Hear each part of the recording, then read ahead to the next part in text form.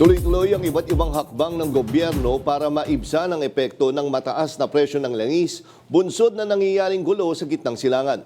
Kaya't ang LTFRB at DSWD nakahanda ng magbigay ng fuel subsidy para sa mga tsuper habang inilalakad naman sa Kamara ang tapyasan ng presyo ng tol. Yan ang umarangkadang balita ni Mari Ocampo. Higit 100,000 tricycle drivers sa Metro Manila ang nakatakdang makakuha ng 5,000 cash assistance mula sa Department of Social Welfare and Development. Sa gitna ito ng patuloy na pagtaas ng presyo ng langis sa bansa dahil sa gulo sa gitnang silangan. Ayon kay DSWD Secretary Rex Gatchalian, nakatakda ang rollout nito bukas, Marso 17. Mangyayari ang pamamahagi sa 30 designated sites mula sa 17 local government units sa rehiyon.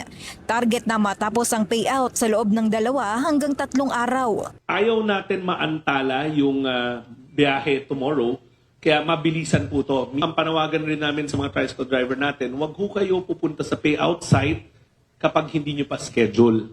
Kinakailangang magdala ng mga driver ng valid driver's license at photocopy nito. Kinakailangang magtugma ang pangalan sa lisensya sa listahan ng mga benepisyaryo. Una nang inanunsyo ng ahensya na may nakalaan ng 30 billion pesos na tulong pinansyal para sa mga Pinoy na apektado ng taas presyo sa langis, kabilang na ang mga tricycle at jeepney drivers. Target naman na simula ng pamimigay ng financial assistance sa mga tsuper ng jeepney sa susunod na linggo. May nakalaan na ring tulong pinansyal para sa mga TNVS riders, motor taxi riders at delivery riders.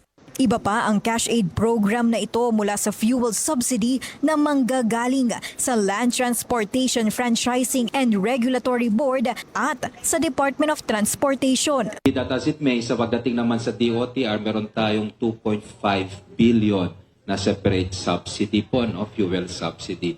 And hopefully, makukuha natin yung pondo within this week, yung NCA, from DBM. Kinokompleto namin ngayong araw yung mga dokumentong kailangan. Dagdag pa ni Lopez, kapag nakuha na ang pondo, posible ang parallel at simultaneous distribution kasama ang DSWD. Pero hindi lang yan, magbabalik din ang libreng sakay para sa mga commuter sa 2 linggo ng Abril.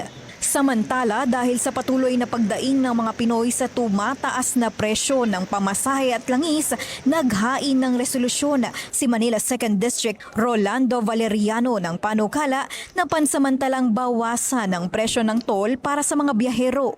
Nais ni Valeriano na amyendahan ng Toll Regulatory Board ang pansamantalang pagbabawas ng toll nang hindi bababa ng 50% para sa mga sasakyang dadaan sa mga National Expressway Network.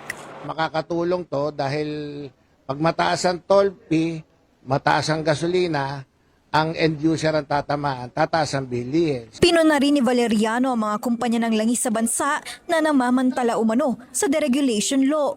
Itong mga oil player natin, walang pakundangan kung magtaas ng presyo. Hindi bali sana kung talagang karapat dapat. Pero ang tingin ko rito, sinasamantala nila yung deregulation law na. Ilan lamang ito sa mga hakbang na isinusulong ng pamahalaan para maibsan ang pasanin ng mga tsuper at commuter sa gitna ng epekto ng pagtaas ng presyo ng langis sa bansa. Ako, si Mari Ocampo ng PRTV News, nagseserbisyo para sa Pilipino.